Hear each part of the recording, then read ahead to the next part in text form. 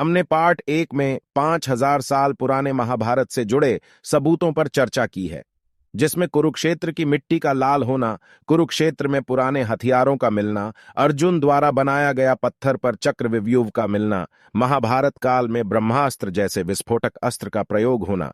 बाकी पार्ट 2 में जानेंगे। 5वां सबूत है घटोत्कच का कंकाल। पुरातत्व सर्वेक्षण में खुदाई के दौरान कुरुक्षेत्र में करीब 20 से 30 फीट लंबा मनुष्य कंकाल मिला है। महाभारत युद्ध में भीम के पुत्र घटोत्कच का बहुत बड़ा योगदान था। महाभारत युद्ध में कर्ण से युद्ध करते समय घटोत्कच की मृत्यु हो गई थी और उनका शरीर कुरुक्षेत्र में पड़ा रह गया था। अब पुरातत्व विभाग के द्वारा कुरुक्षेत्र में मिले कंकाल की जांच की गई तो पाया गया इस कंकाल की लंबाई उतनी ही बड़ी है जितनी घटोत्कच की थी, और यह कंकाल भी लगभग 5000 साल पुराना है। 6ठा सबूत है अरब सागर में मिली द्वारिका नगरी। महाभारत के युद्ध से पहले श्री कृष्ण ने द्वारिका में एक नगरी का निर्माण किया था, जिसे द्वारिका नगरी नाम दिया गया था, जिसके राजा स्वयं श्री कृष्ण जी थे। महाभारत युद्ध खत्म होने के बाद और कलयुग प्रारंभ होने से पहले श्री कृष्ण ने द्वारिका नगरी को समुद्र में डुबो दिया था।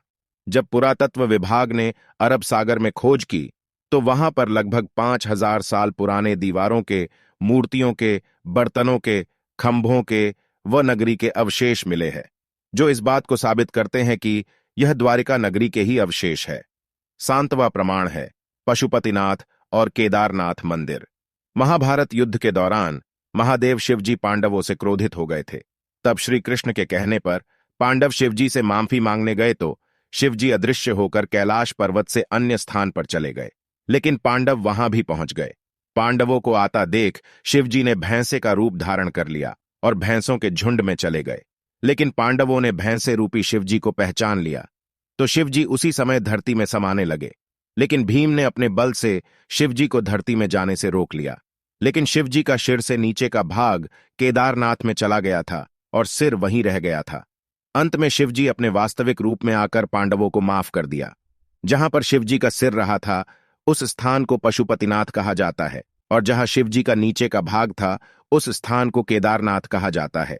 वर्तमान में दोनों स्थानों पर केदारनाथ और पशुपतिनाथ मंदिर बने हुए हैं। महाभारत काल के ये प्रमाण इतने सत्य हैं कि इन्हें कोई भी झूठा साबित नहीं कर सकता है।